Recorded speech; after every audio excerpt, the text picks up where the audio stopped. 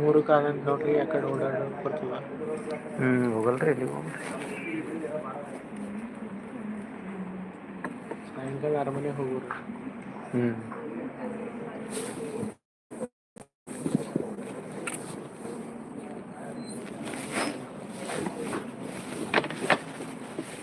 ಫ್ರಂಟಿಗೆ ಕೊಡ್ತೀವಿ, ಫ್ರಂಟ್ಗೆ ಕೊಡ್ತೀವಲ್ರಿ ಇನ್ನೂ ಸ್ವಲ್ಪ ಫ್ರಂಟಿಗೆ ಕೊಡ್ತೀವಿ.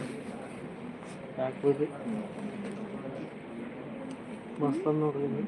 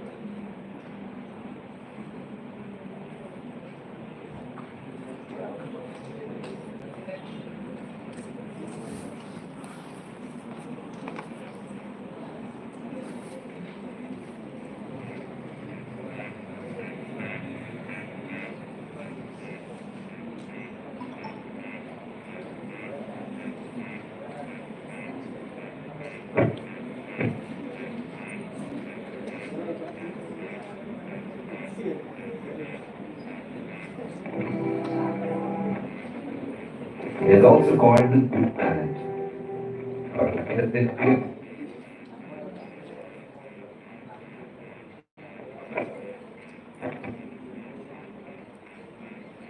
Philosophers have been discussing this, and the argument could also be found in many ancient stories. From the ancient India, where the sunlight is depicted as 7 different rays, to ancient Egyptian civilization, where the people worship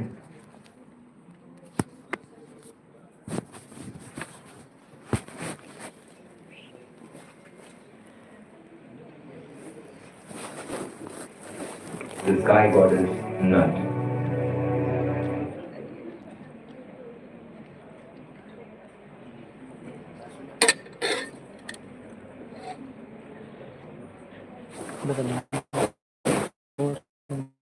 ಸ್ವಲ್ಪ send ಮಾಡ್ರಿ. 9900 646596 right.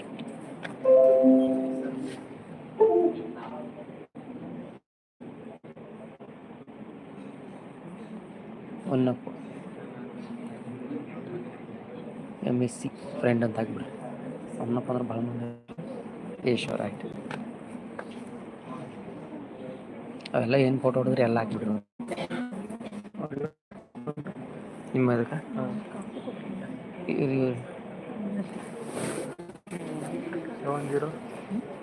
7072535361.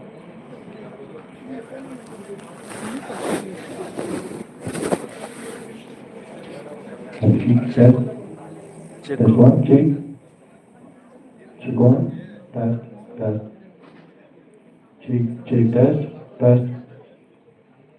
Test one, check, check. Check. Hello, hello, check. Check, Check one, test, check one.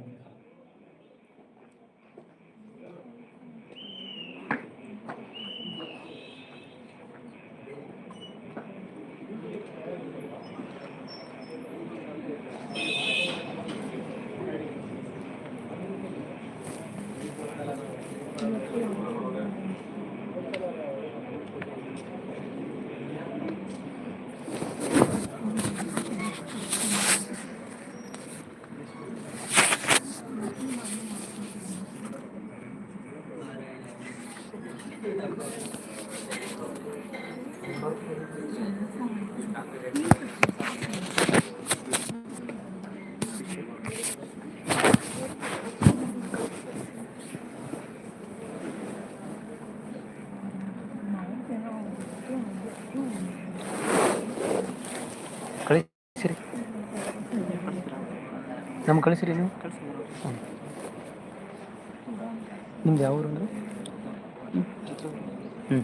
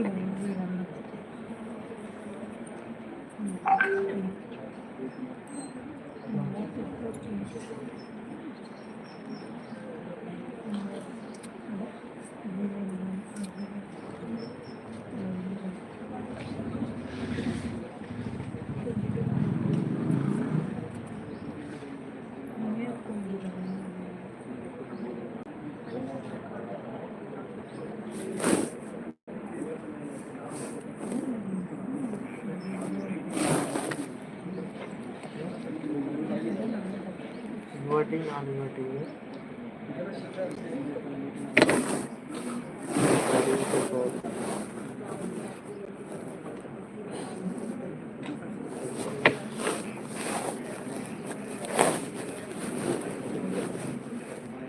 ನೋಡ್ರಿ ಈ ಕಡೆ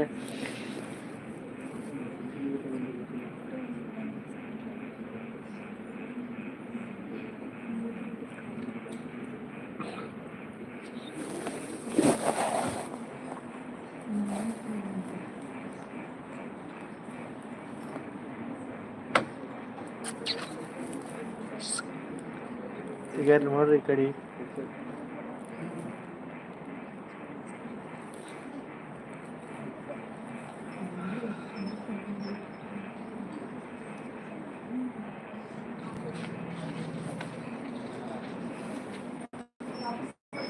ಇದೇನು Niranjan sir ಅಂತ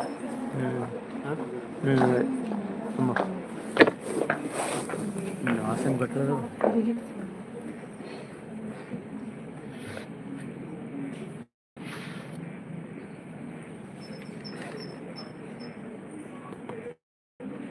ಇಷ್ಟು ಗಂಟೆ busy ಇರ್ತಾರಪ್ಪ ಅವ್ರು ಫೋನ್ ಎತ್ತಿ ಹೆಂಗೆ ಮಾತಾಡ್ತಾರೆ ಹೇಳಿ ಕರೆಕ್ಟ್ ಇಲ್ಲ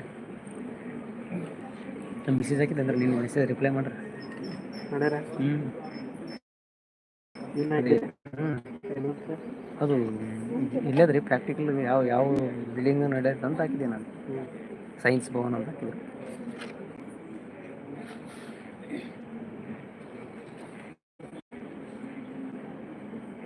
finance officer and director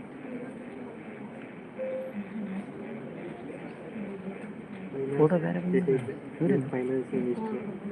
finance officer ಯಾರು ಅವರೇನ ಇವರಲ್ಲ ಇವ್ರು HOD ಫಿಸಿಕ್ಸ್ ಹಾಂ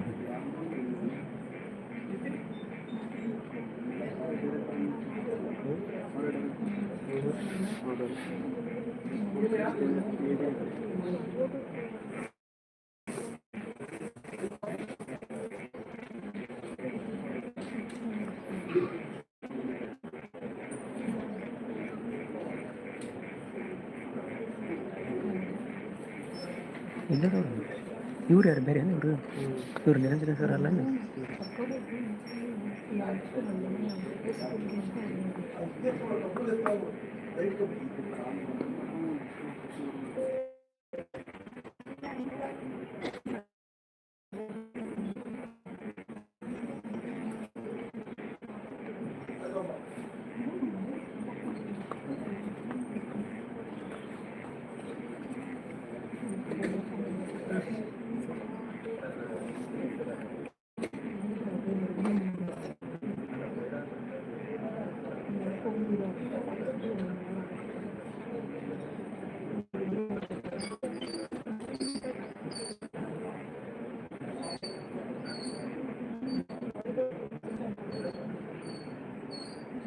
ನಾಗ ಬಿಡ್ಬೇಕಿತ್ತು ಮತ್ತು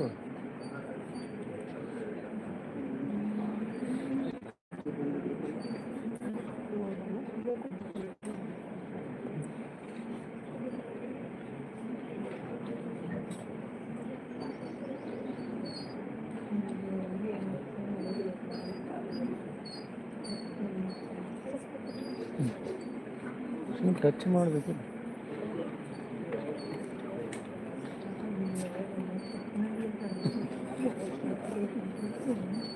ಟುಕ್ಕು ಟುಕ್ಕು ಟುಕ್ಕು ಹೊಡೆದ್ರೆ ಸರಿ ಹಾಕ್ಬಿಡಪ್ಪ.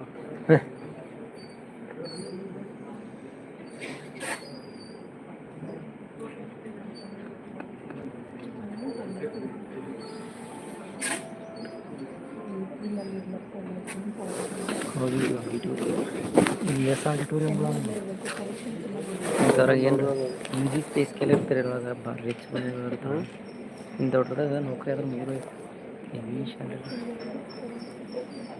ಸ್ವಲ್ಪ ಕಷ್ಟ ಪಡ್ಬೇಕು ಯಾಕಂತಂದ್ರೆ ಇಷ್ಟೇ ನೋಡಿ ಭಾಳ ಆರಾಮ ಹೊರಗಿನವ್ರಿಗೆ ಬರೋದು ಹೇಳೋದು. ಹಾಂ ಅಷ್ಟೇ ಇಲ್ಲಿ ಯಾರು ಇಲ್ಲಿ ಸ್ವಲ್ಪ ಜನ ಇರ್ತಾರೆ.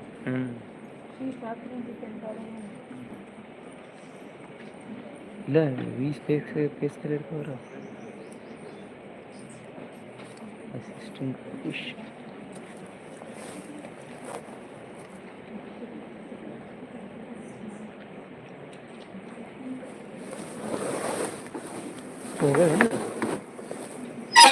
ಏನು ಮಾಡ್ತಾರೆ ಹಾಂ ಕೆಲಸ ಐತೆ ನನಗೆ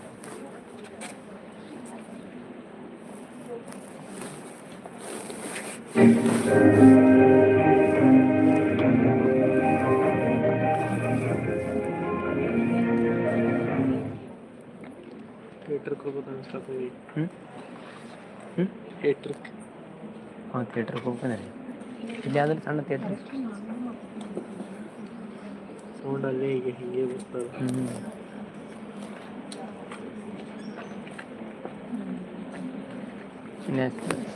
ಸೈನ್ಸ್ 2055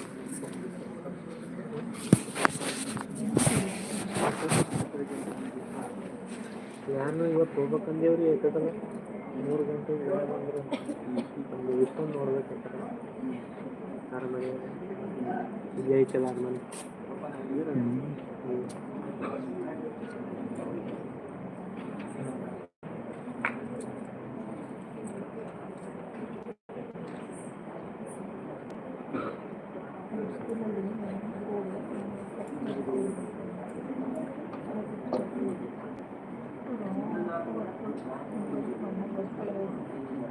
ಮೂರು ಕಿಲೋಮೀಟ್ರ್ ಆಯ್ತು ಅರಮನೆ ಇಲ್ಲಿಂದ.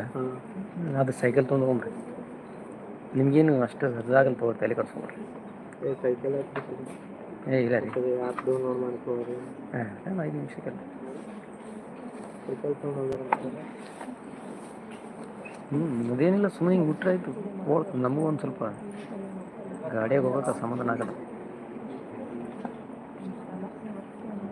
ಅದು ಎಲ್ಲೆಲ್ಲಿ ಹಬ್ಬ ಇರ್ತೋ ಅಲ್ಲೆಲ್ಲಿ ಬಿಡೋದು ಹೋಗೋದಾಗ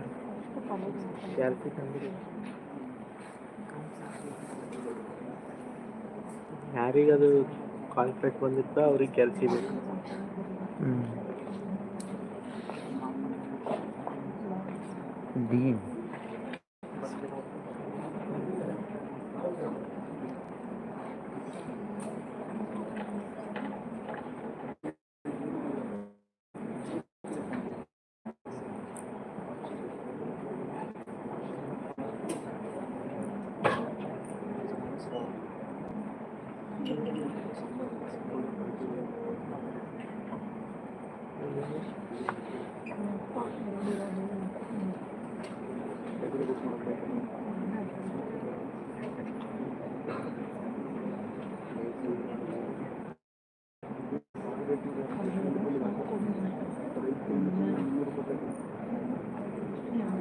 ಸ್ಟೇಷನಿಂದ ಬಸ್ಸಿಗೆ ಬಂದಿದ್ರ ದಾವಣಗೆರೆಯಿಂದ ಟ್ರೈನಿಗೆ ಬರಬೇಕು.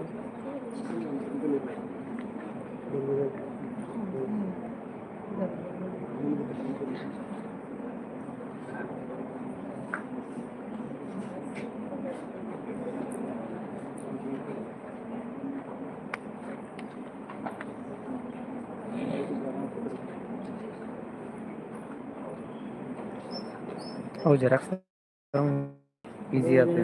ಜೆರಾಕ್ಸ್ದಾಗ ಏನು ಇವೇ ರೀಡಿಂಗ್ ಹಚ್ತೀನಿ ಈಗ. ಎಲ್ಲ ರೀಡಿಂಗ್ ಕರೆಕ್ಟ್ ಅವಂದ್ರೆ ನಾಳೆಗೆ ತೋರ್ಸೋದು ಅವ್ರಿಗೆ. ಕರೆಕ್ಟ್ ಅವಂದ್ರೆ ಅವೇ ರೀಡಿಂಗ್ ಬರದೇ ಈ ಕಡೆ ಬರೋದು ಏನು ಅದು ನಡೀತದೆ. ಅದು ಜೆರಾಕ್ಸ್ ಇದ್ರೆ ಏನಪ್ಪ ಅಂದ್ರೆ ಸ್ವಲ್ಪ ನಮ್ಗೆ ವರ್ಕ್ಶಾಪ್ ಬೇರೆ ದುಂಡಾಗಲ್ಲ.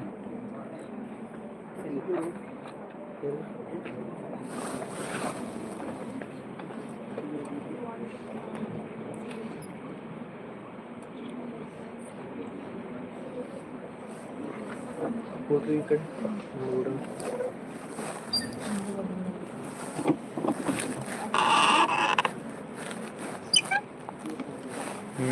ಕೆಲಸ ಮಾಡ್ತು ನೋಡಿ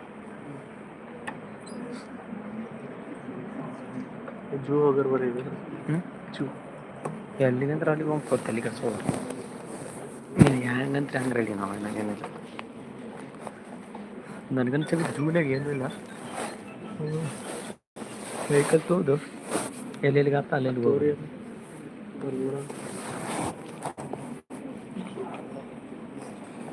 ಮೇಡಮ್ ಈ ಕಡೆ ಕೊಡು.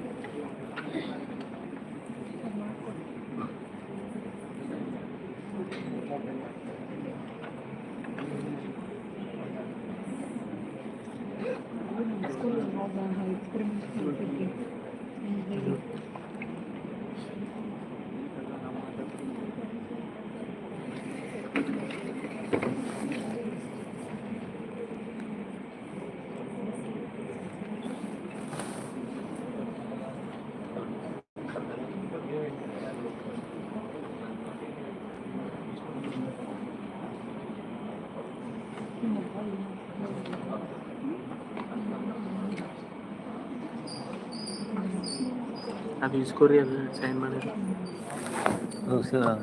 ನಿತಿನ್ ಬಾಮನ್ ಹೇಳಿದ್ದಾರೆ ಸೈನ್ ನಿಂದಿಸ್ಕೊ.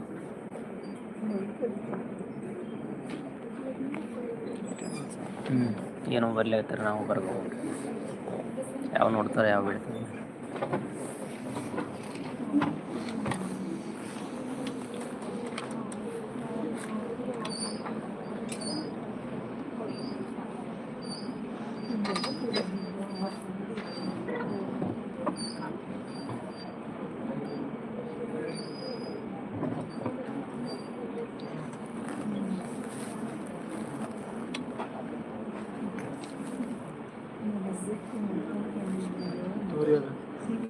ಓಕೆ, ಅದು ಇಸ್ಕ ಮತ್ತೆ ಆ ಕಡೆ ಪಾಸ್ ಆಗಿರುತ್ತೆ. ಅದು ನಮ್ಮ ಕಡೆ ಪಾಸ್ ಮಾಡಿ ಸೈನ್ ರೈಟ್.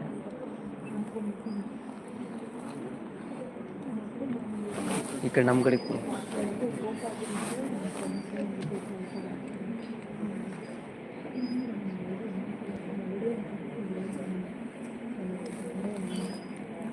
ಇನ್ನೊಂದೊಂದು ಹಾಕ್ಯಾರ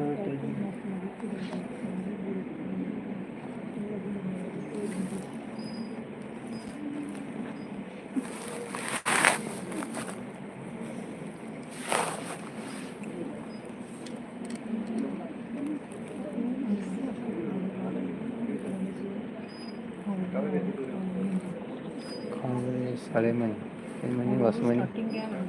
ಹಳೆ ಮನೆ ಚಂದ. ಕಾವ್ಯ ಎಷ್ಟು ಹಳೆ ಮನೆ.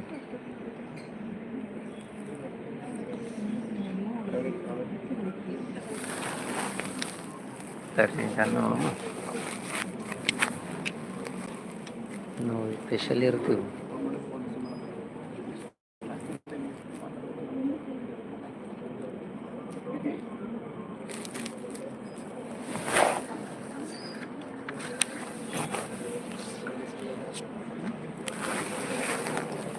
ನಾವು ಬರೆಯೋದೇ ಹಂಗಪ್ಪ, ಎಲ್ಲಾದರೂ ಬ್ರ್ಯಾಂಡ್ ಚೇಂಜ್ ಆಗಲಿ, ಪಕ್ಕ ಬ್ರ್ಯಾಂಡ್. ಎಲ್ಲರ ಸೈನ್ ಡಿಫ್ರೆಂಟ್ ಅವ.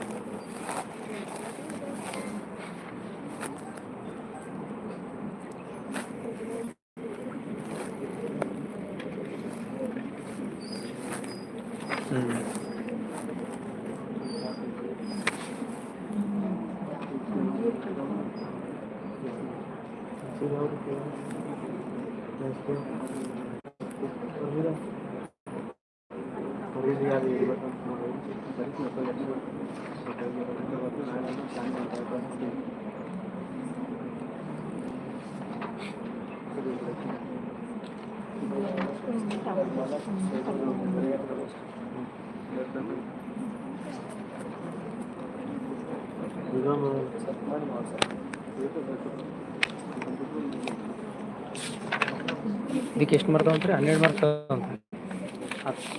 10 ಮತ್ತು ಅದಕ್ಕೆ 20 ಮಾತಾಡ್ಬೇಕು. ಈಗ 5 ಇರೋದು. ಹ್ಞೂ ಹೇಳ್ತಾವ್ರಿ. ಹ್ಞೂ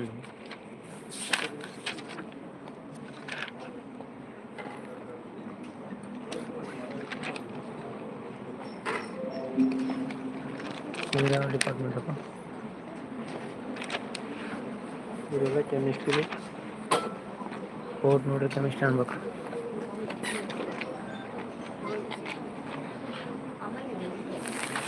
ಕೆಮಿಸ್ಟ್ರಿ ಡಿಪಾರ್ಟ್ಮೆಂಟ್ ಸರಿಯಾಗಿ. ಹಾಂ, ಸೊಲ್ಯೂಷನ್ ಹಾಕೋದೇ ತೆಗೆಯೋದೇ ತೆಗೆಯೋದು.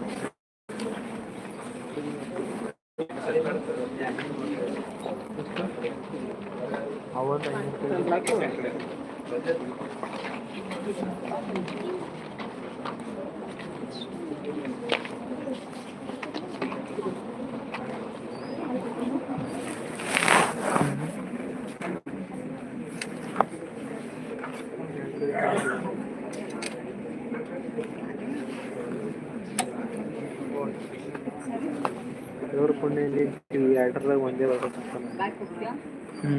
ಈಸಿ ಅಂದರೆ ಅವು ಬೇರೆ ಬರ್ಬೋದು. ಕ್ಯಾಲ್ಕುಲೇಟರ್ ತೊಗೊಂಬರ್ರಿ, ಒಂದು 50 ರೂಪಾಯಿ ತೊಗೊಂಡ್ಬಿಡ. ಏನು ರೀ ಕಂಪಲ್ಸರಿ ಬಿಲ್ ಮಾಡ್ತಾರಂತ. ರೂಟ್ ಇರೋದೇ ಇರ್ಬೇಕು ಅದ್ರೊಳಗೆ. ಪೈ ವ್ಯಾಲ್ಯೂ ಹಾಕೊಳಕ್ಕೆ ಬರ್ತದೆ ನಮಗೆ. 3.14 ಸ್ಕ್ವಯರ್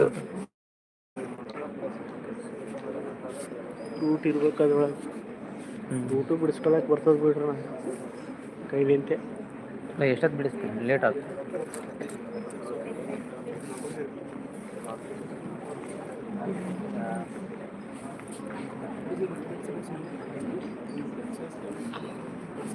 ಇಲ್ಲ, ಮೊಬೈಲ್ ಬಿಟ್ರಂತೂ ಮುಗಿದೇ ಹೋಗ್ತಾ ಇಲ್ಲ, ಕೆಲಸ ಮುಗ್ತದೆ.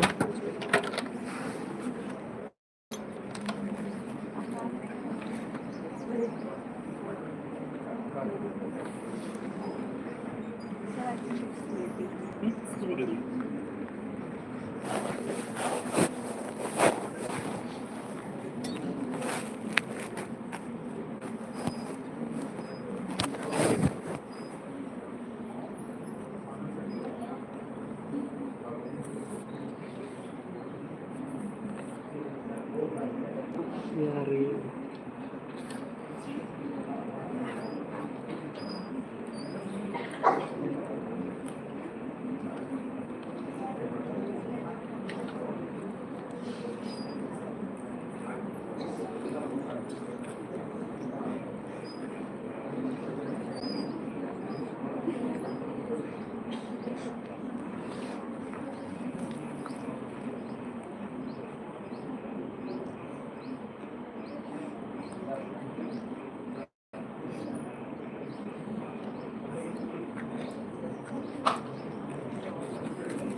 ಏನು ರೀ ಅದು?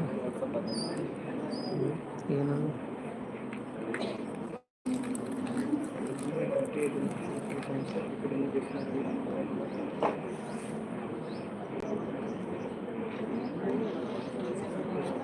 ಸ್ಟಾರ್ಟಿಂಗ್ ಕ್ವಶನ್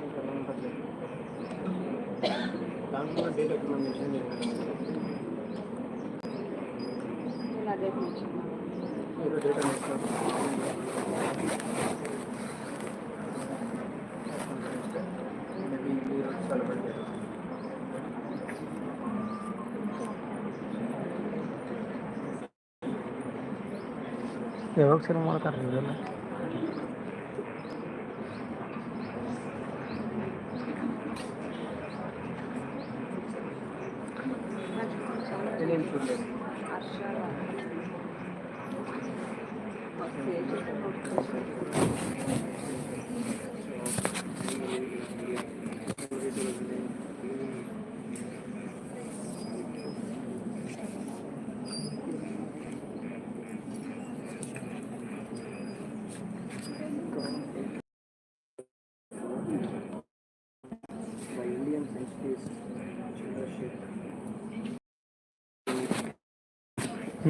ನೋಡಿ ಅದು ಬೇರೆ ಬೇರೆ ಅವ ಬೇರೆ ಅದು. ಅಂದರೆ ಯೂನಿವರ್ಸಿಟಿ ಅಂದ್ರೆ ಒಂದೇ ಫೀಲ್ ಇರ್ತಾ ಒಂದೇ ಫೀಲ್ ಇರ್ತಾವೆ ಅಲ್ಲ. ಹಾಂ ನಮ್ಮ ಗುಲ್ಬರ್ಗ ಯಾದಗಿರಿ ಹಂಗೆ ಅದು ಸ್ವಲ್ಪ ಹೊಟ್ಟೆಗಿತ್ತು. ಹೌದೇನು ರೀ?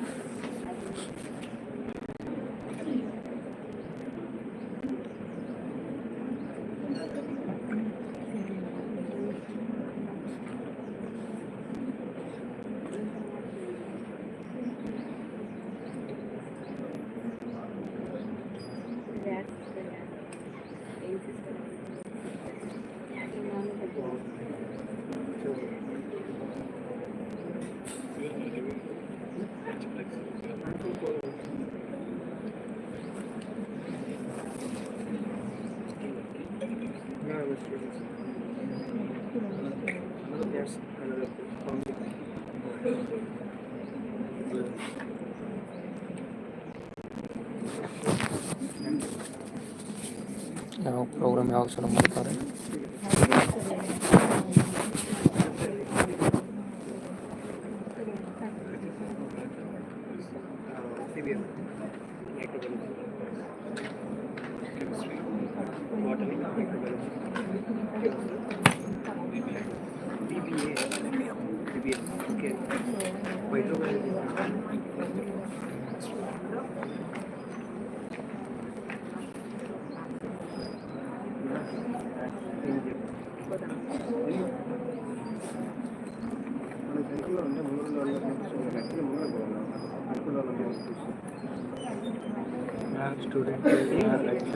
ಗೊತ್ತೇ ಆಗೋದು ನೀವು ಇದೇ ಮಾತು ನಾನು ಅನ್ಕೊಂಡಿದ್ದೆ ನೀವು.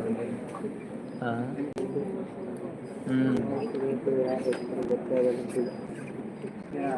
ಲೆಕ್ಚರ್ಗಳು ಸ್ಟೂಡೆಂಟ್ ಇದ್ದಂಗಾರ, ಸ್ಟೂಡೆಂಟ್ಗಳು ಲೆಕ್ಚರರ್ ಇದ್ದಂಗಾರ ಅಲ್ಲ. ಫಿಸಿಕ್ಸ್ ಮೇಡಮ್ ಒಬ್ಬರು ಇದ್ರಲ್ಲ, ಸೇಮ್ ಸ್ಟೂಡೆಂಟ್ ಇದ್ದಂಗೆ ಇದು.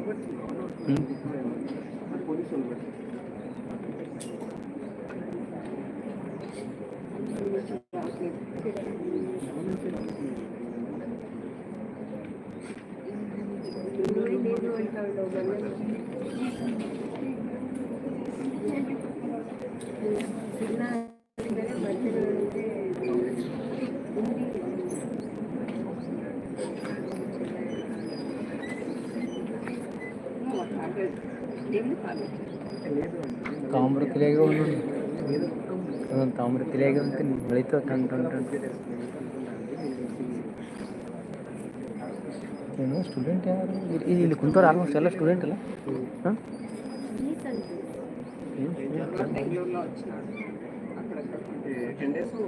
ಎಲ್ಲ ಸ್ಟೂಡೆಂಟ್ ಅಂತ್ರಿ.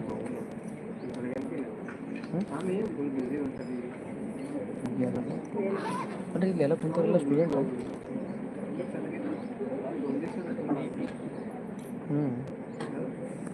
ಅಲ್ಲ ಇಲ್ಲಿ ಸ್ಟಾಫ್ ಇಟ್ಕೋತಾರೆ ಸ್ಟಾಫ್ ಮಾಡೋಕ್ಕೆ. ಜನ ಕಡಿಮೆ ಅದಲ್ಲ, ಸ್ಟಾಫ್ಗಳು ಕರೆಸಿ ಎಲ್ಲ ಮಾಡಿ ತುಂಬಲತ್ತಾರೆ.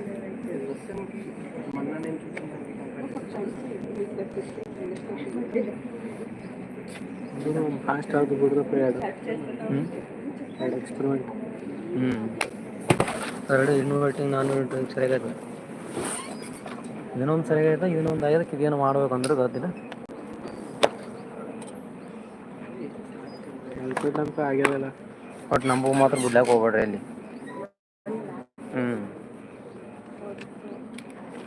ನೋಡಮ್ ತರಿ ಕರೆ ಒಂದು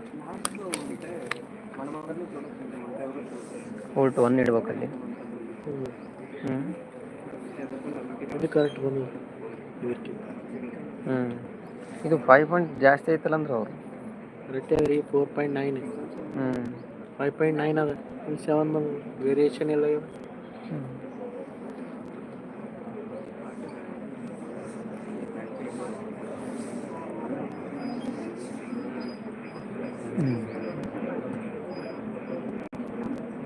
ಔಟ್ಪುಟ್ ತಂದು ಇದು ಒಳ್ಳೇದೈತ್ರಿ. ಒಳ್ಳೇದು ಹೆಂಗಾಗಲ್ರಿ.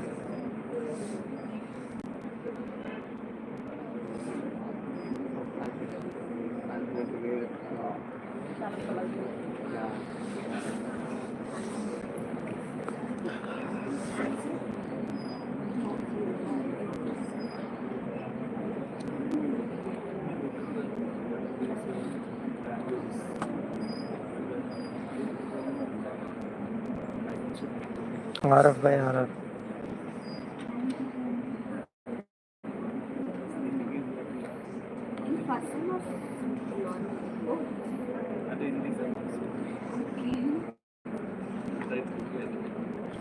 RR.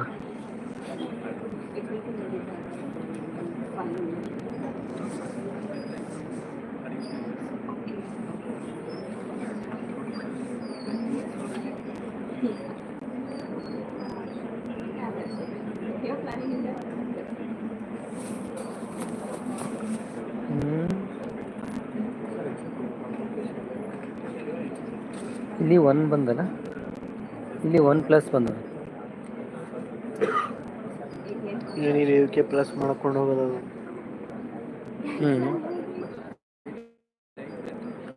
ವೇರಿಯೇಷನ್ ಆಯ್ತವ. 2.03 3.27 4. ಕುಡೀರಿ.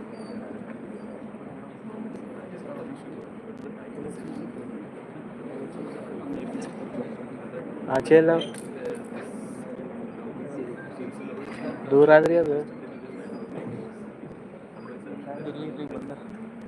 ಆಯ್ತು, ಎಲ್ಲರೂ ಬರ್ಲತ್ತಾರ. ಆಯ್ತು,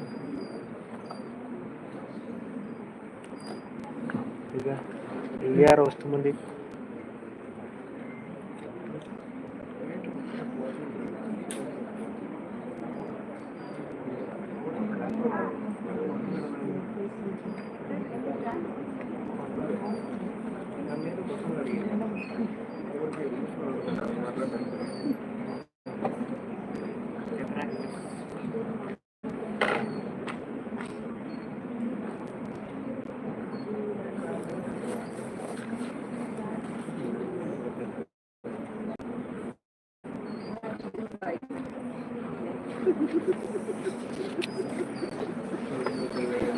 ಶಿವಾಯ ನಮಸ್ಕಾರ ಮಾಡ.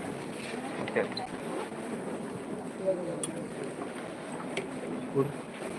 ಶಿವಾಯ.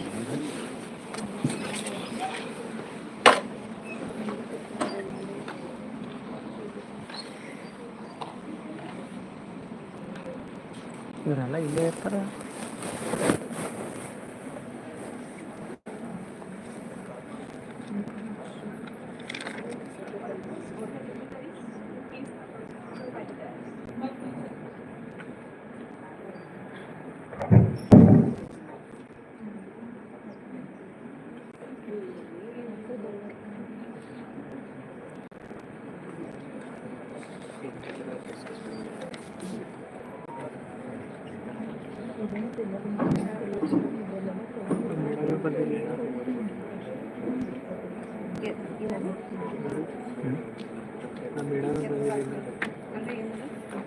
ಯಾವ ಮೇಡಮ್ ಬರಲಿಲ್ಲ?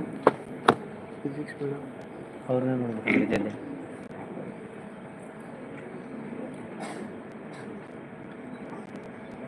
Good morning, one and all, respected dignitaries, esteemed guests, and my beautiful audience. Today, we have gathered here to celebrate a day dedicated to innovation, discovery, and scientific excellence, that is, National Science Day, organized by Center for Internal Quality Assurance, (SHICA), in association with Department of Studies in Physics.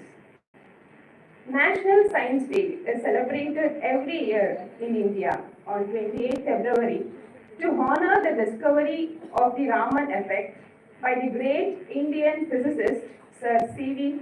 Raman in the year 1928, for which he was awarded the Nobel Prize in 1930. His work not only revolutionized the field of physics, but also inspired generations of scientists and learners.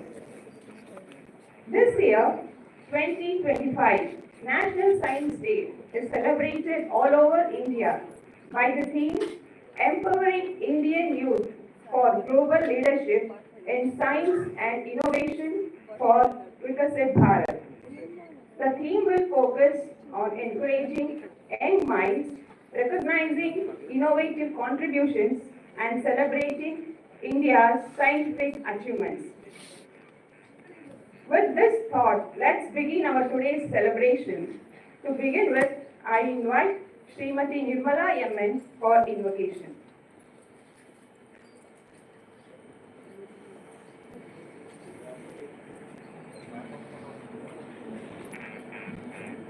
Hey Gananatha, Jaya Gananatha, Nina Namavu Parama Pavitra, Parama Pavitra. ನಮ್ಮನ್ನು ಕಾಯುವ ಏಕದಂತ, ನಮ್ಮನ್ನು ಕಾಯುವ ಏಕದಂತ, ಮನದೊಳಿರಲಿ ನಿನ್ನ ದಿವ್ಯ ಮಂತ್ರ, ದಿವ್ಯ ಮಂತ್ರ, ದಿವ್ಯ ಮಂತ್ರ, ದಿವ್ಯ ಮಂತ್ರ, ದಿವ್ಯ ಮಂತ್ರ, ದಿವ್ಯ ಮಂತ್ರ, ದಿವ್ಯ ಮಂತ್ರ. ಧರೆಯೊಳು ನೆಲೆಸಿದೆ ನಿನ್ನಯ ಮೂರ್ತಿ, ಜಗದೊಳು ಹಬ್ಬಿದೆ ನಿನ್ನಯ ಕೀರ್ತಿ.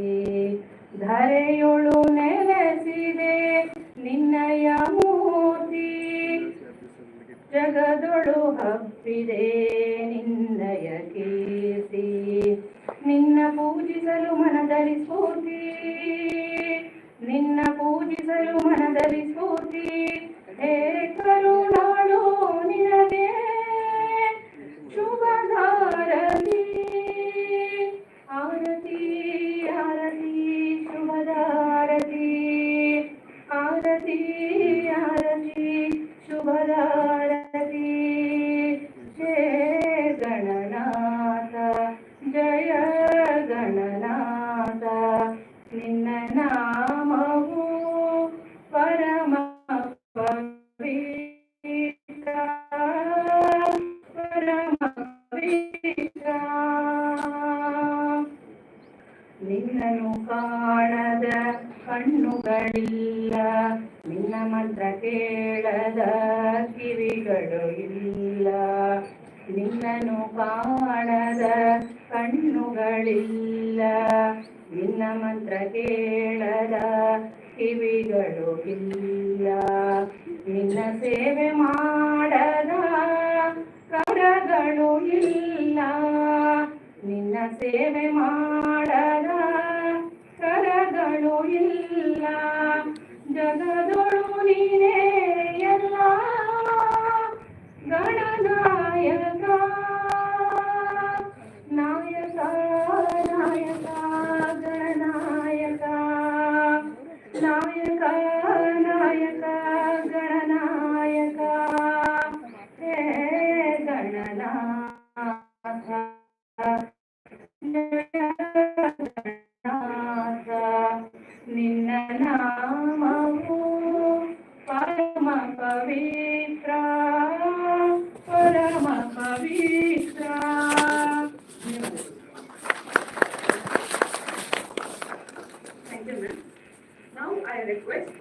Srimati Sunita Madam, Director of School of Science, to render welcome address.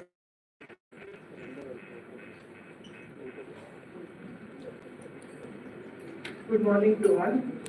Dignitaries on the dais, off the dais, teachers, non-teaching staff, and dear students, I welcome you all to this occasion. And for this event, we have Dr. Dinesh A. Nagegonda as chief guest, and he is the chief scientist, CSIR CIMAP Research Center, Alexandra, Bangalore. I welcome you, sir.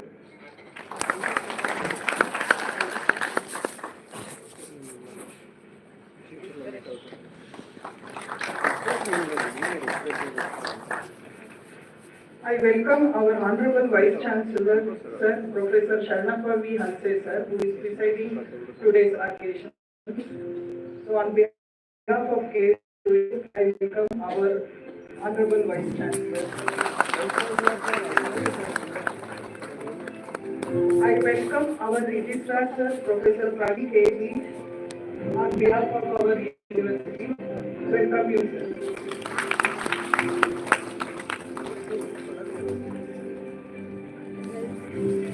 We have Professor Niranjan Rajesh, Finance Officer and Director of CIMAP.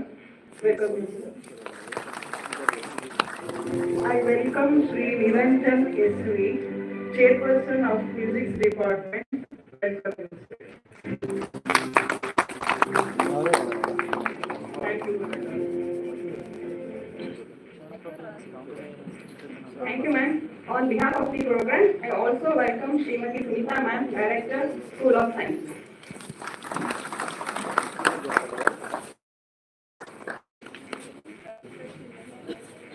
In the history of science, we often find that the study of some natural phenomena has been the starting point in the development of a new branch of knowledge.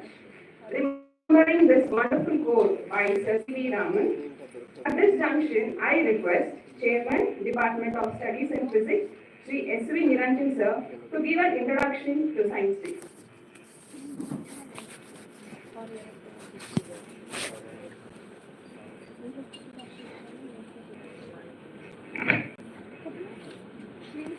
Good morning, all of you. As you all know, we have gathered here to celebrate the National Science Day to commemorate the discovery of Raman effect by Sir C.V. Raman in the year 19.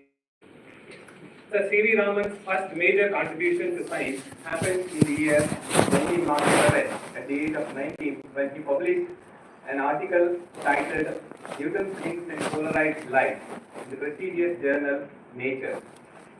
After obtaining his master's degree, Sir C.V. Raman joined the Indian Finance Service in Calcutta as Assistant Accountant General at the age of 19. There, he got associated with Indian Association for Cultivation of Science, IACS, the first ever research institute in India, which allowed him to carry out research parallelly and independently, in addition to his job. Soon, he discovered that his true passion is for science and took a bold decision to quit his job to pursue a career in science and joined as a Poly professor at Bazar Science College, University of Calcutta. This indeed was a very bold decision because he was almost 10 times more the salary than his new job as professor. And very soon he became quite renowned in international scientific community and was invited to deliver a lecture in London. On his way back, while traveling in shape, he became curious by observing why the color of sea is blue. We all know the color of sky is blue because of the scattering of light by air particles in air. But by then, the understanding was that the blue color of the sea is a mere reflection of the color of the sky. But it was Sir C.V. Raman who in fact explained that it was scattering of light by water molecules, just like the scattering of light by particles in air in atmosphere. This phenomenon of scattering by water molecules indeed intrigued Sir C.V. Raman very much that After arriving in India, he continued his research on light scattering, and very soon he identified a new phenomenon of light scattering, wherein the light passes through when light passes through certain materials. The scattered light consists of the other components of light in addition to the incident radiation. Astonishingly, he also found out that such components were dependent on the material used. This, in fact, was a remarkable discovery, and soon international scientific fraternity recognized its power because this method can be used as a signature method to analyze the materials non-destructively. And the application of this discovery is limitless, starting from the fundamental understanding of behavior of light, the most advanced fields like nanotechnology, etc. Sir C.V. Raman was awarded Nobel Prize in 1930 for this discovery. This, in fact, was the first ever Nobel Prize in Science in the entire Asia, which ignited millions and millions of young minds to take up careers in science. To promote and inculcate scientific temper among youth and to honor Sir C.V. Raman's discovery, Government of India announced February 20th as the National Science Day to honor this indigenous genius, that is Sir C.V. Raman. The only way in which we can respect such a discovery is by inculcating scientific temper among us and promoting scientific thinking. I wish you all a very happy Science Day. Thank you.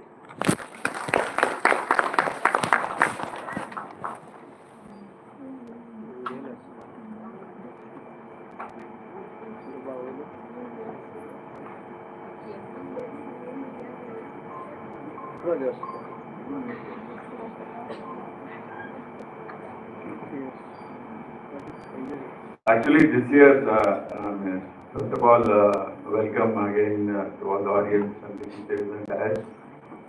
He was still the scientific team also, empowering Indian youth for global leadership in science and innovation for Viksit Bharat.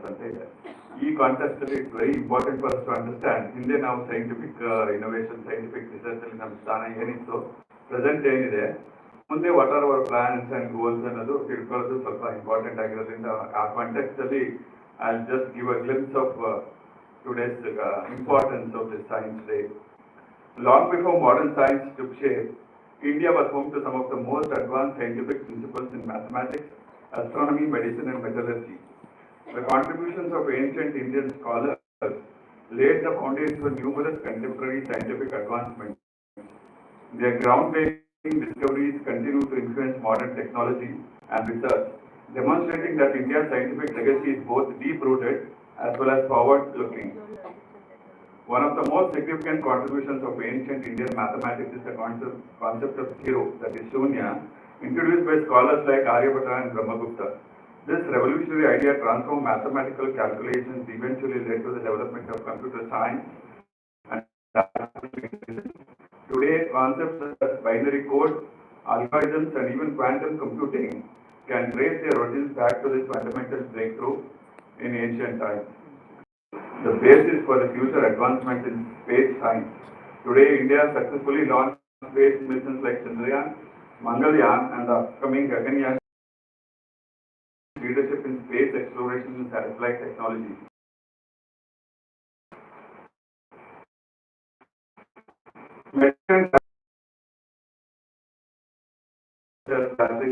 Cataract operations and herbal medicine long before they were known to the rest of the world.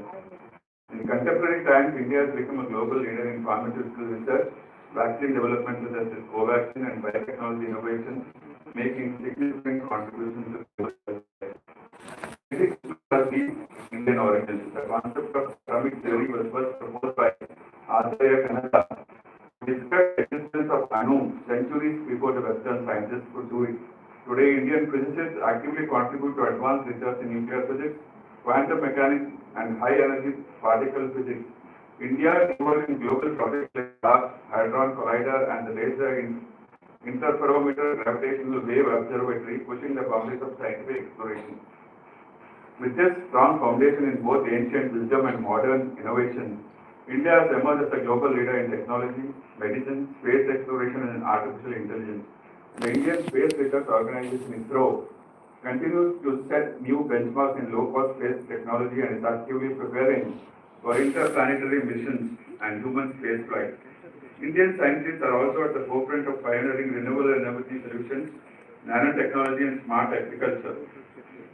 While we take pride in our glorious past, it's equally important to foster a spirit of inquiry, innovation, and rational thinking in today's generation.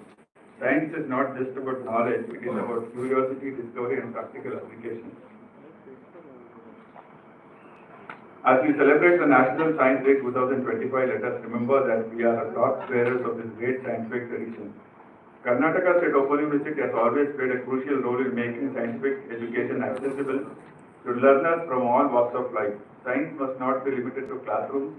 It must reach every individual irrespective of geographical and economic barriers. Through distance education, online courses and practical classes, ASO is empowering future scientists and researchers.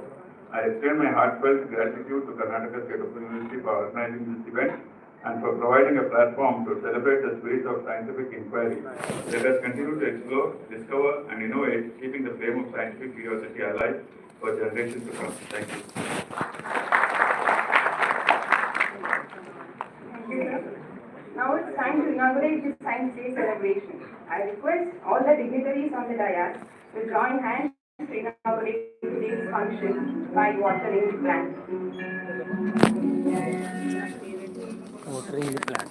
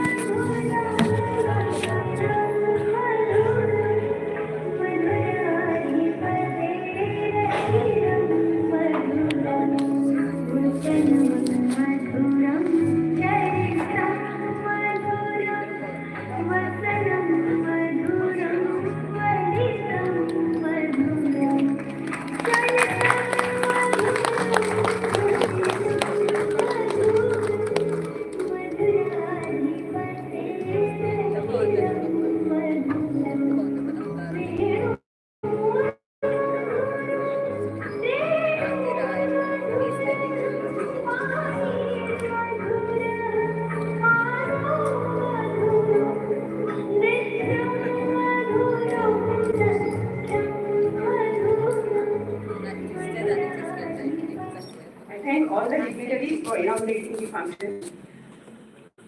I request all the dignitaries to release this year's new. I invite Dr. Sayyid. ఇంకోటి తీసుకుందాం లేదా అంటే అయ్యో song లేదు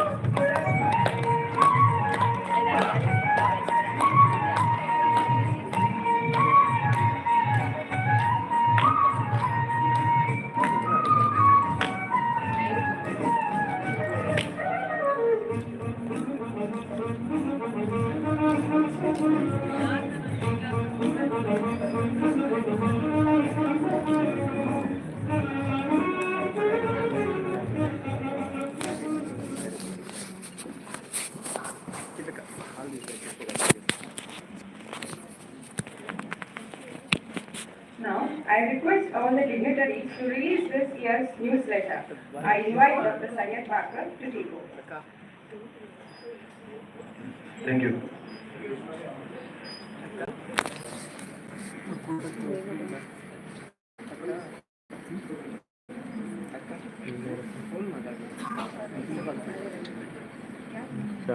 Vice Chancellor.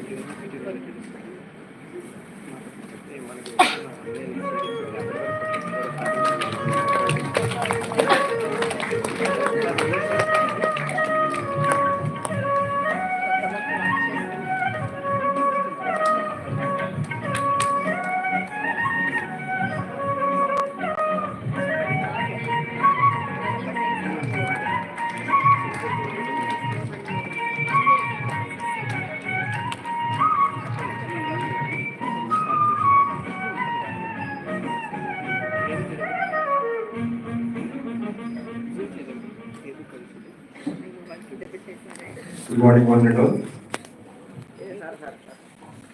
We are happy to release our fourth issue newsletter of KSOU Open Life Sciences.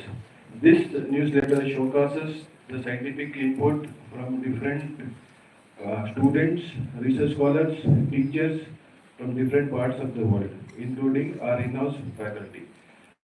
Some of the highlights of this newsletter are the impact of bio-nanotechnology, antimicrobial resistance, phytopathology, novel drug discovery, etc. This newsletter provides a platform for the students to enhance their scientific writing skill. And this newsletter is edited by Dr. Niranjan Rajas and myself. Every year, the Department of Microbiology comes forward to release this newsletter, which gives a testament like how the Department of Microbiology is committed to foster the science at KSOU. I wish all the very best and congratulate all the contributors of this newsletter. Along with this, we also have a book which is edited by Dr. Niranjan Raj S, myself and Dr. Ranjini. The book comprises of the microbiome and its influence on health, disease and its beyond. As we all know, gut microflora plays a very important role in maintaining healthy individual lifestyle. Any changes in the gut microbiome can lead to dysbiosis and cause various health implications. In order to bring this forward, we have compiled 16 book chapters from different contributors and we have edited this book. Once again, I would like to congratulate all the contributors and authors for this book chapter, and I thank the KSOU for providing this great opportunity. Thank you, one and all.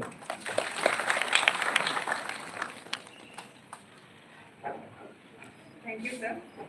Now I request Dr. Nanprakash, Department of Studies in Physics, to introduce our today's chief guest, Dr. Dinesh A. Nagegoda.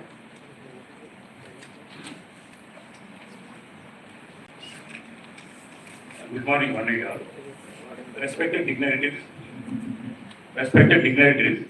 and my dear colleagues, teaching faculty members, and students.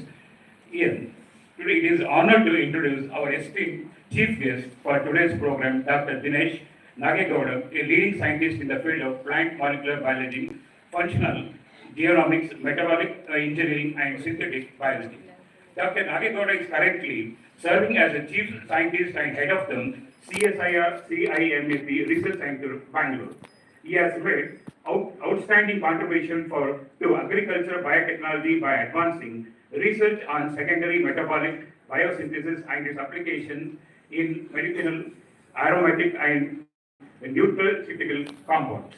His academic career journey is highly commendable. He holds a PhD in plant molecular biology from the University of Hong Kong, followed by a prestigious postdoctoral fellow tenure at Purdue University, USA. With a remarkable career spanning over 2 decades, Dr. Nagegoda has held key positions as scientist in charge, senior principal scientist, and professor at ACSIR,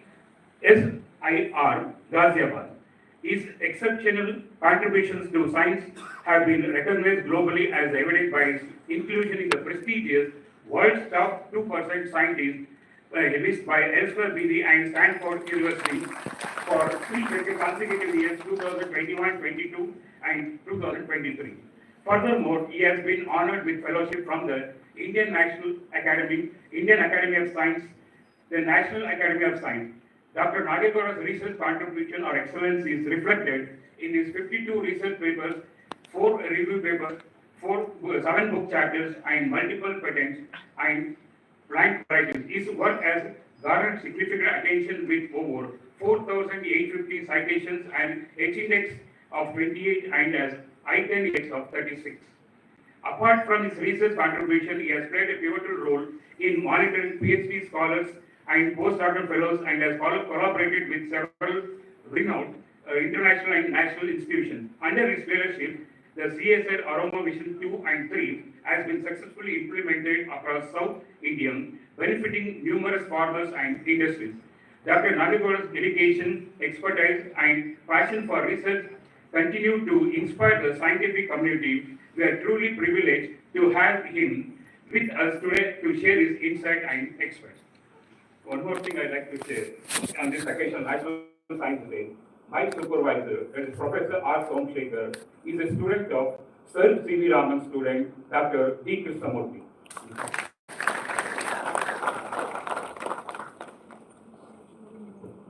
Thank you, sir. Now I request our esteemed chief guest, Dr. Dinesh A. Nagegoda, to address the gathering and share his valuable insights.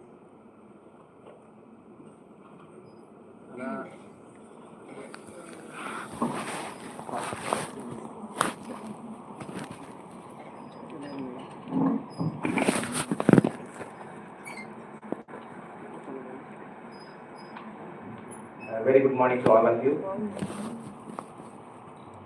Honorable Vice Chancellor of KSOU, Professor Sharanappa Halge, respected Professor Pravina, Registrar, Professor N. Lakshmi, Professor Ramanathan Naidu, Dr. Vishwanath, Professor Niranjana, and Srimati Sri Sunita, and dignitaries of the dais and staff, faculty of the university, and students. So it's really a great privilege for me to be standing before you today, and I thank KSOU and also Professor Halse for giving me this great opportunity to be among you on this National Science Day. So I come from a central government organization called as CIMAP, Central Institute of Medicinal and Aromatic Plants. So it is one of the constituent laboratories of Council of Scientific and Industrial Research under Ministry of Science and Technology, and it is headquartered at Lucknow. So can I operate the slide from here?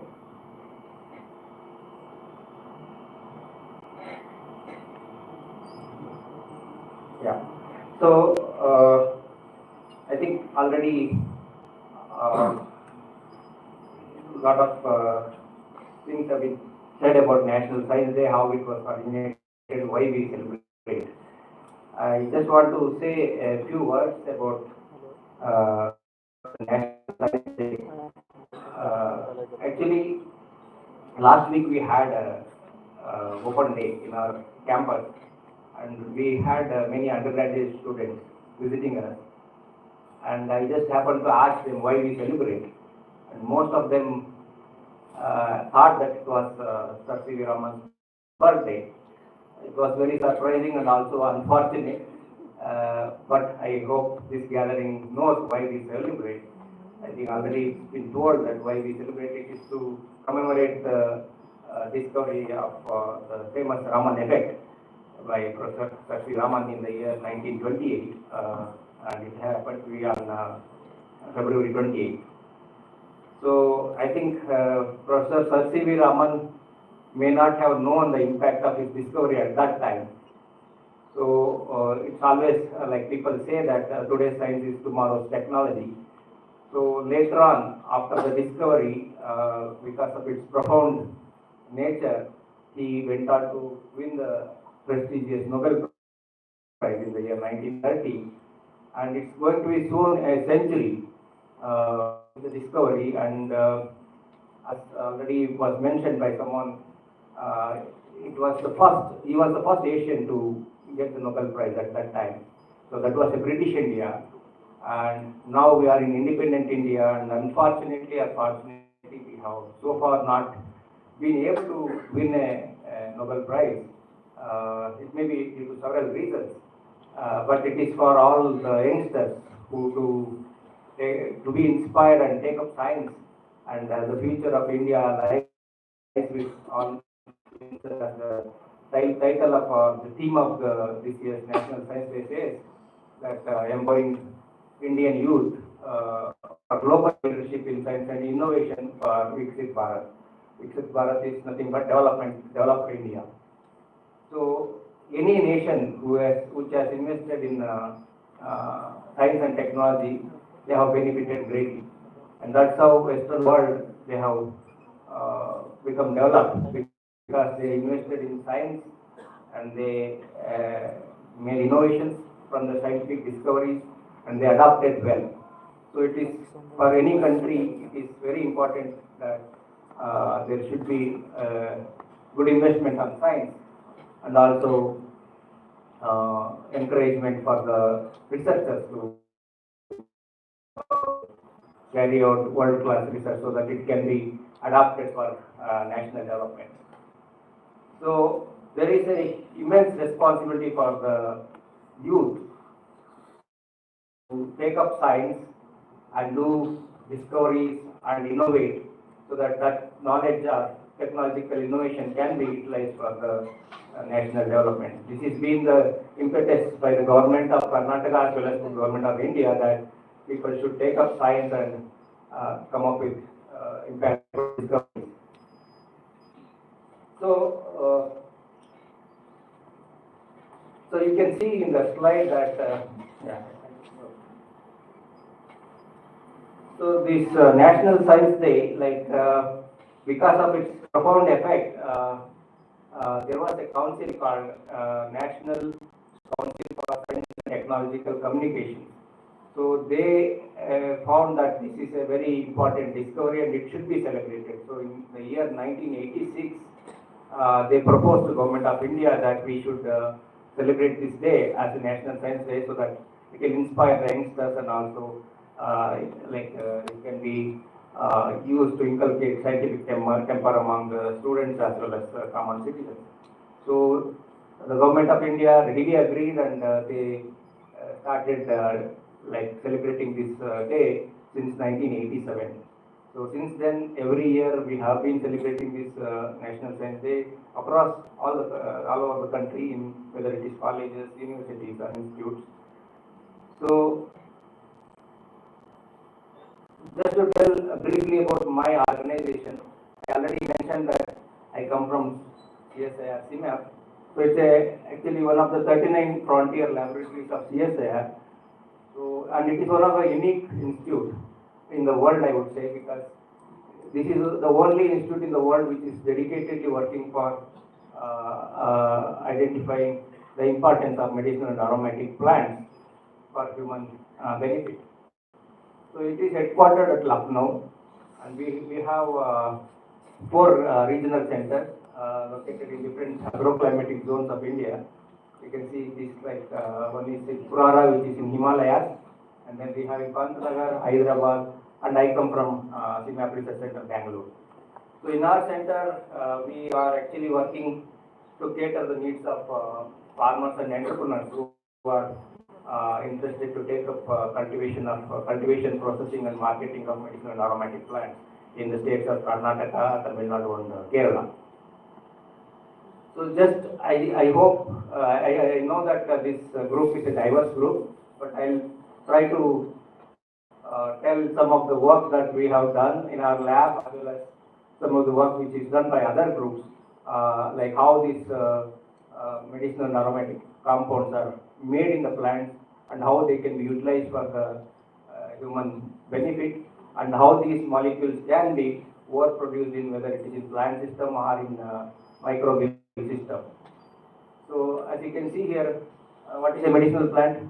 Any plant which is capable of producing compounds, phytomolecules, having a medicinal nature is called a medicinal plant.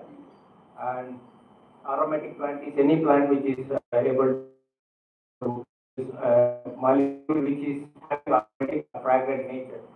So I think most of you use some of the aromatic plants in your day-to-day lives, whether it is tulsi or mint. So many plants are there. So in plants, I think some of you are from botany background.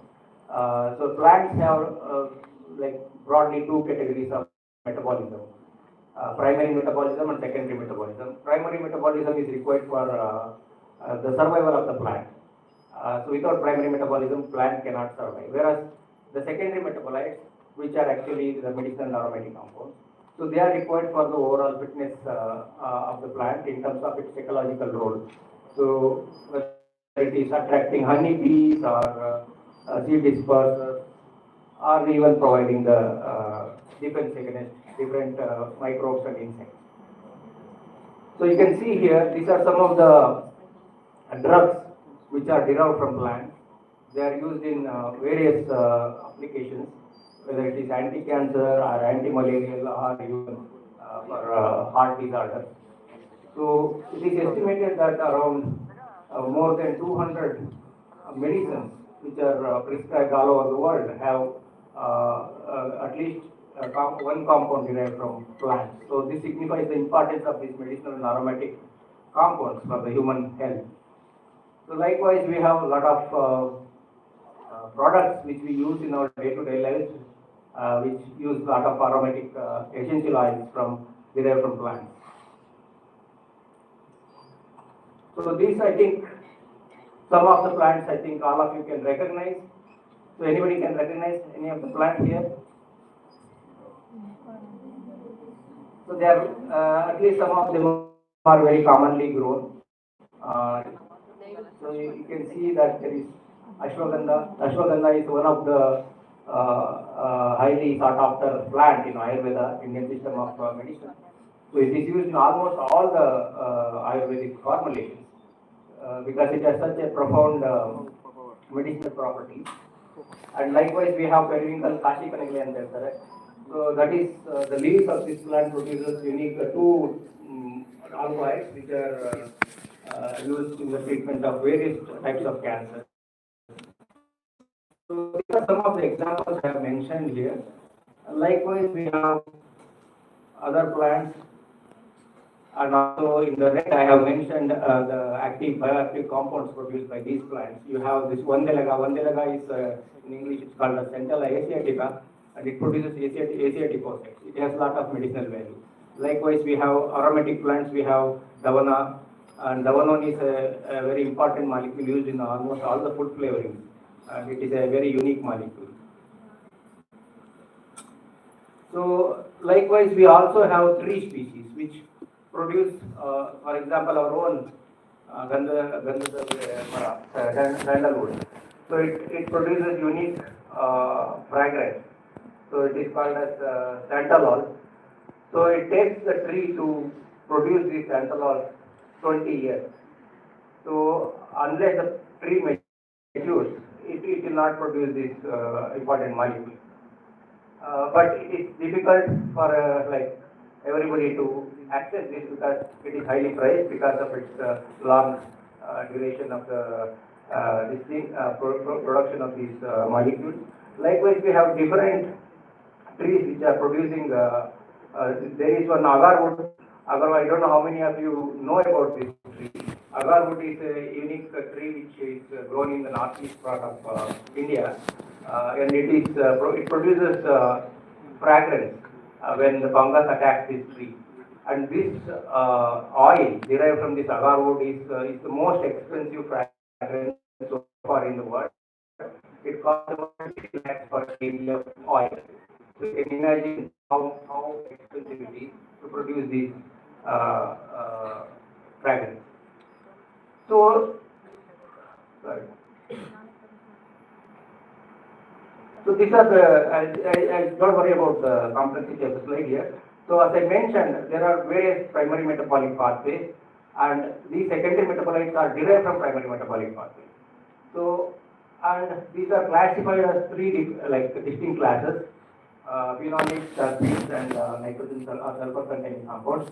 So terpenes are the largest class. Whatever you see in carrot color, that is a diterpenoid, and then whatever you smell in mint, that is menthol, that is a monoterpenoid. Like that, these are classified based on the chemical nature. And these secondary metabolites, unlike primary metabolites, they are produced in very, very small quantities, depending on the species or tissue or stage or response specific manner. As I mentioned, sandalwood produces centralols. No other tree or plant produces centralols. So it is very species specific and also tissue specific.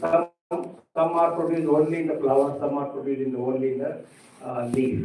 Likewise, they are also response specific. When there is an insect attack, they start producing, or when there is an injury, they start producing different metabolic agents. So because of this nature, the production of these important molecules becomes very, very cumbersome, and that leads to high price in the market.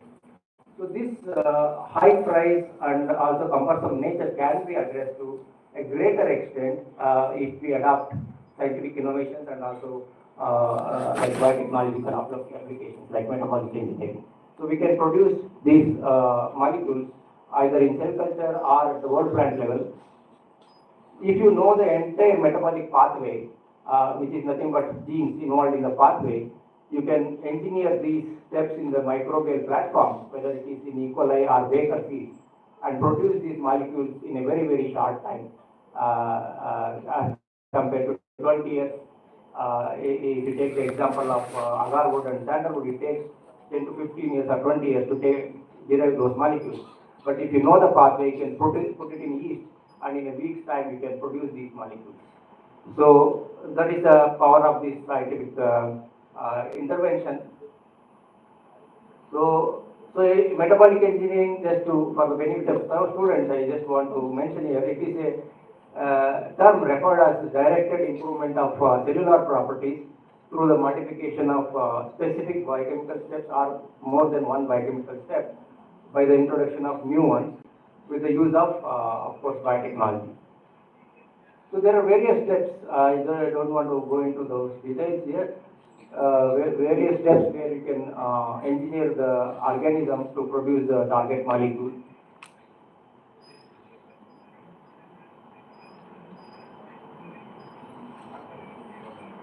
So there are different types of engineering. Homologous engineering is nothing but you engineer the host organism itself.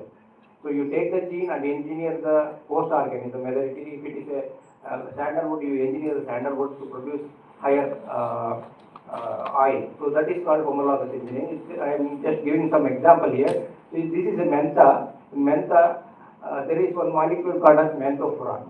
So menthofuran is not desirable. It is highly allergic. So what scientists wanted to do was they wanted to reduce this menthofuran and increase the yield of menthol. So they block this step involved in the production of menthofuran. That way they achieved 50% less of menthofuran, which is undesirable, and they could achieve higher production of menthol. Similarly, I don't know how many of you have heard of Dr. Yu. She won Nobel Prize in 2015. Actually, she was a chemist. She was studying the Chinese literature, like how we have Ayurveda, they have Chinese traditional medicine. So she was reading the literature and she found that this particular plant, that is Artemisia annua, has antimalarial properties. But what is the molecule which is contributing this for this antimalarial activity was not known. So she systematically extracted all the compounds and finally identified that this is this sesquiterpene molecule, that is artemisinin, which is responsible for giving the like medicinal value in this plant.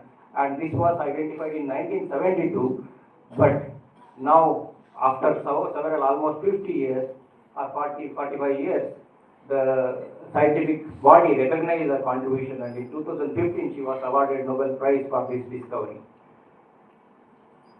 So similarly, like in this Artemisia annua, so this artemisinin is a very again it's produced in only 1.2% dry weight, so which is very expensive to extract. So what scientists researchers in UK did was they engineered the pathway by introducing three different steps, and they could achieve almost 3 times more artemisinin than the wild type counterpart.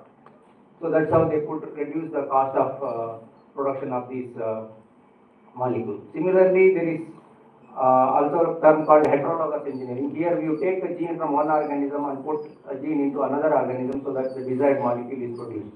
So here the major example for this is golden rice. I think most of you know that golden rice. Of course, we are not growing it here. Our neighboring Bangladesh has adopted this technology and they are growing. So here golden rice is rich in carotenoids.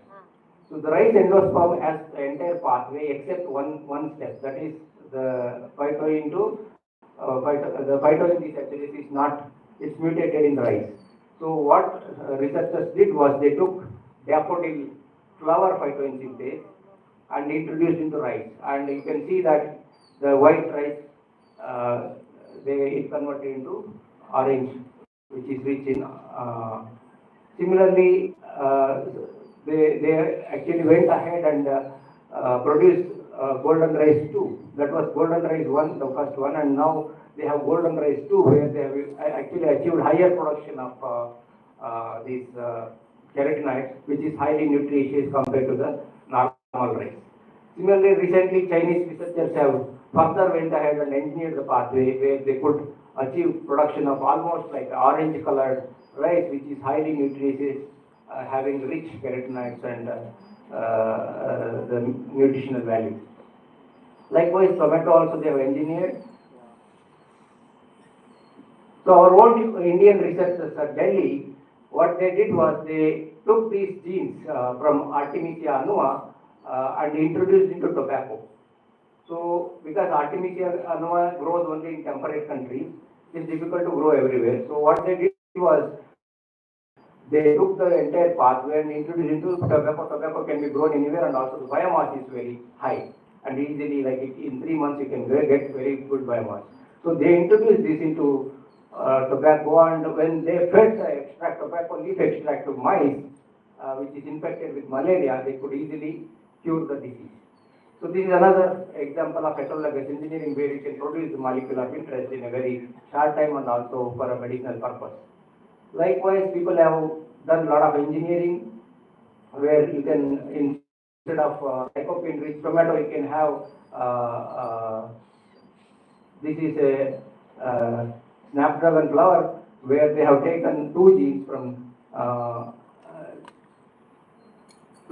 this flower and introduced to tomato, and which is rich in secondary metabolites. You can see that old like red tomato has turned into purple tomato. So this is another recent study where they used this synthetic biology, and they used the entire pathway from this one basil, holy basil, and they introduced it to tobacco. And this is on the right side you see that white powder, which is purified powder from the tobacco. So within a matter of 4 days, they could achieve 3.3 grams of this molecule. So the most successful engineering so far has been in microbes. So I'll just give 2 examples. Again, I'll give the example of artemisinin. So here they introduced the entire pathway into the yeast, and they could produce almost 40 grams per liter of yeast culture, which takes almost 1 or 2 acres of Artemisia growing in the field, and also it takes 1 year to produce this type of this quantity of artemisinin. Likewise, this is another tree, Taxus brevifolia, which produces Taxol, and it is used in the treatment of cancer. And this takes almost like 750 kg of dry bark of this tree to produce 1 milligram of this Taxol, which is very unsustainable and very expensive. So what the scientists did was they took the pathway genes from this tree and they introduced it E. coli, and you can see that 1 gram per, actually Taxol was achieved like 1 gram per liter of E. coli. So this was a very famous paper published in Science in 2010. So this is the power of synthetic biology where they could achieve a high production of the secondary molecule. So there are, of course, it's not easy. You have to have a lot of understanding of the pathway. So these are different limitations of the metabolic engineering. I don't want to go into the details here. So again, like to do any metabolic engineering of secondary metabolite, you need a proper platform, whether it is plant cell culture or hairy roots or microbes or like even photosynthetic microbes. So I'll just briefly tell like how like we have used this technology to engineer yeast in our own lab. So I was telling about sandalwood, right? So sandalwood produces, I think all of you would have smelled sandalwood fragrance, and also people use it in all the religious. It is a very sacred this thing for all Hindus, like they use it for sacred purpose. So this tree takes about 20 years to produce about 0.3 kg of oil for one tree. So it takes about 20 years and it is very expensive. It costs about 2 to 3 lakhs per kg. So in the long run, it is very unsustainable. You cannot depend on the trees to extract these molecules. So in 2016, a Canadian group, in fact he was my collaborator also, they came up with a pathway. They showed that only 2 genes are involved in this pathway, and we used those genes and we engineered the yeast, baker's yeast. So we introduced the pathway, and you can see that the right side you can see the chromatogram where it shows the yeast is producing almost similar oil profile to that of wild type, natural tree oil. So, and we could show that the simple distillation of this engineered yeast can result in sandalwood oil. You can see that on the right side, a droplet, I don't know whether you can see, there is a droplet. That droplet is nothing but sandalwood oil produced from the yeast. So this is a powerful technology, and we have, of course, filed a patent, and it's going to be awarded soon. So in summary, these metabolic engineering or synthetic biology is a powerful tool where we can use it for production of rare molecules in a very shorter time and in a sustainable manner. So I don't know how many more minutes I have. Do you have 5 more minutes? Okay. So these are some of the work which we have done in our lab to understand the biosynthetic pathway of different plants, and also using that knowledge we are trying to engineer the pathway in plants or even in animals, microbes, so that we can produce these molecules in a larger quantity. So there is a huge global market for these medicinal and aromatic compounds, purified compounds, as well as raw. It's estimated at around $328 billion in 2023, and is expected to grow almost $500 billion worth of market is there out for these medicinal aromatic compounds. And it is expected by 2050, it is expected to reach around 5 trillion. There's a huge market for these plants as well as for the purified molecules. And also in terms of aromatic essential oils, there is a huge demand. It was estimated around $12 billion in 2023, and it may reach around 30 billion by 2023. So there are a lot of gaps, of course. So here I have listed out what are the gaps which we need to do in terms of scientific intervention. We need to develop better high-yielding varieties through classical breeding or through biotechnological approaches. And also we need to develop sustainable and efficient agro practices and processing technologies. Also, there is India is a rich biodiversity country. We have northeast and also we have western Ghats. There is a lot of biodiversity out there, and many of the plants are not explored. So we can explore those new plants with potential phytomolecules and develop agro and processing technology. And also, lately, of course, India has invested a lot of research funds in genomics and functional genomics approaches. So, of course, there is much more need for the investment so that you can use the latest technology like metabolomics, like ionomics, different omics technology so that this technology can be explored for crop improvement. And also, we have to adopt latest technologies for pathway elucidation and also utilize synthetic biology for production of rare and difficult to produce molecules. So, just quickly, for the benefit of students, I take 2 more minutes if you agree. So there are a lot of opportunities for making career in science, life sciences per se. So I don't know, I think many of you know that there are various fellowships out there for you to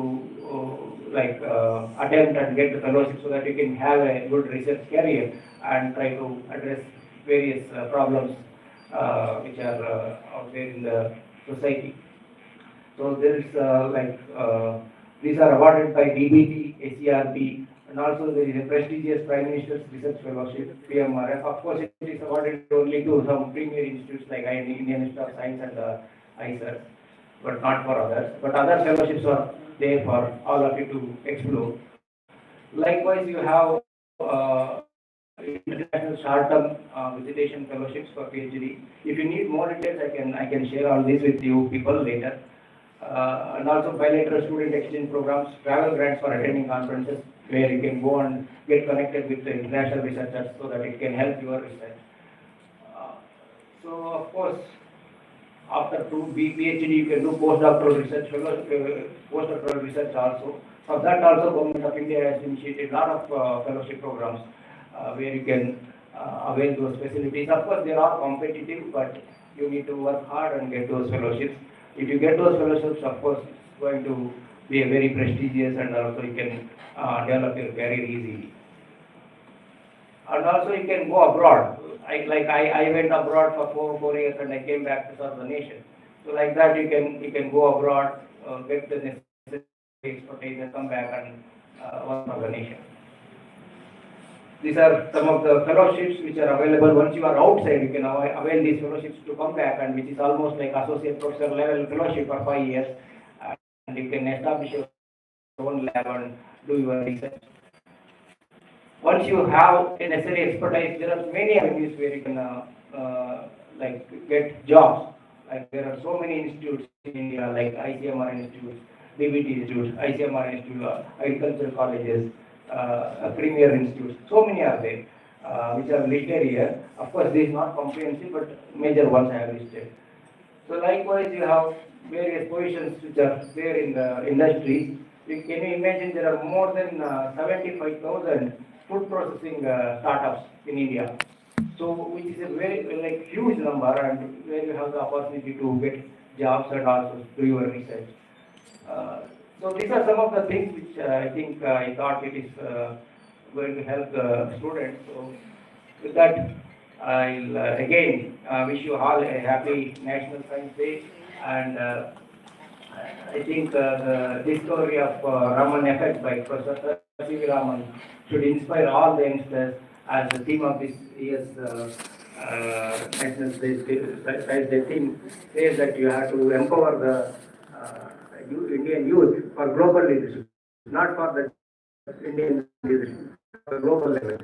So once you reach the global level, then only you can help the nation.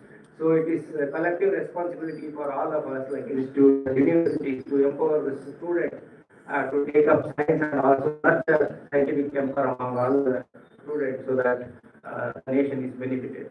Thank you, one and all.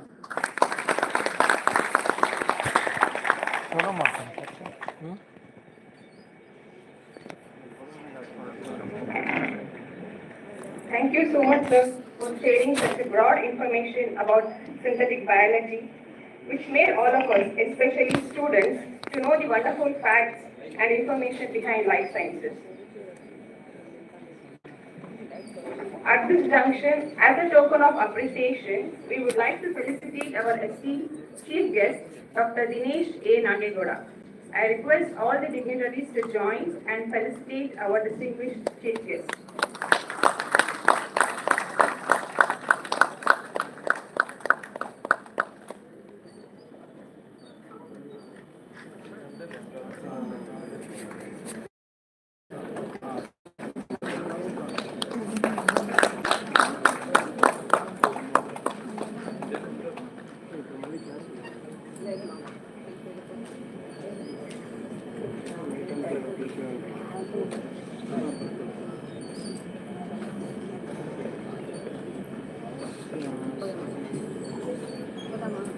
Thank you, sir, for accepting our token of honor. I request our Honorable Vice Chancellor, Professor Sharanappa P. Alse, sir, who is very much responsible for today's celebration, to accept the token of honor.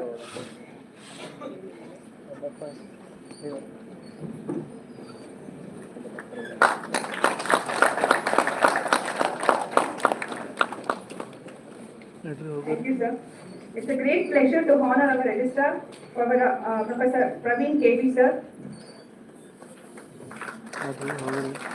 ಪಾಪ ಮುಗಿಸಲಿ ಹಂಗೆ ಯಾಕ ಅವ್ರಿಗೆ ಪಾಪ ಮೊದಲು ಬಂದ ಎದ್ದು ಕೊಟ್ಟು ಮರಿ ಕೊಟ್ಟು ಅದನ್ನೇ ಬಿಟ್ಟು ಮರಿ ಕೊಟ್ಟಂಗೆ ಆಗ್ತದೆ ಕೊಟ್ಟ ಮೇಲೆ ಪೂರ And I also request FO sir, Dr. Niranjan Raj sir, to accept our token of honor.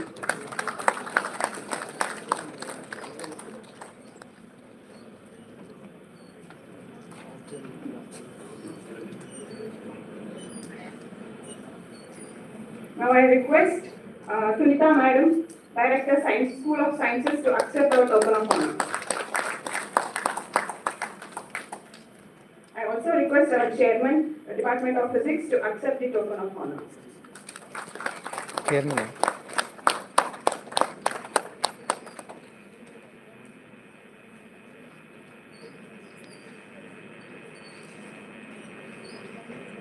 Now, we have come to the most awaiting moment of the celebration, where most of the students are eagerly waiting for, that is, the prize distribution. On this occasion of Science Day celebration, various departments of our university conducted competitions such as quiz, essay writing, poster presentations, etc. I would request our chief guest to kindly honor of distributing the prizes to the winners of various competitions. ಬಂದಿದೆಯಾ ಅದರ I request the winners to collect their respective mementos as I call upon the team. Submit ಮಾಡಬಹುದು ಇವರು Starting with Department of Physics, the first prize goes to Shravana NS. Second place, Revati P.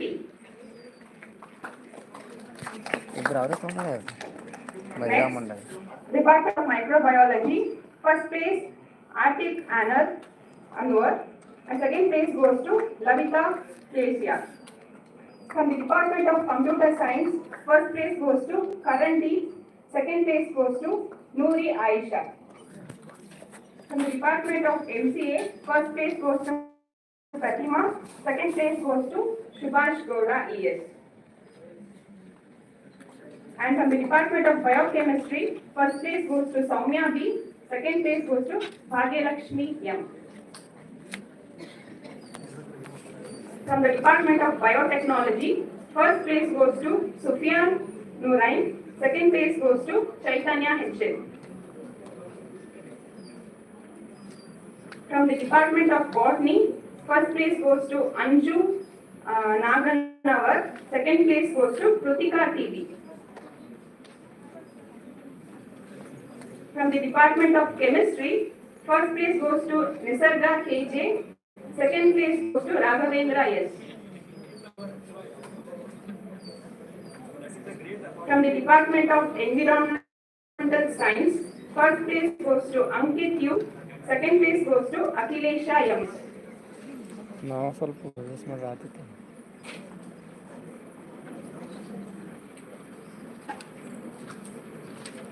From the Department of Clinical Nutrition and Dietetics, first place goes to Kaveri Srilavanta, second place goes to Naveen Kumar.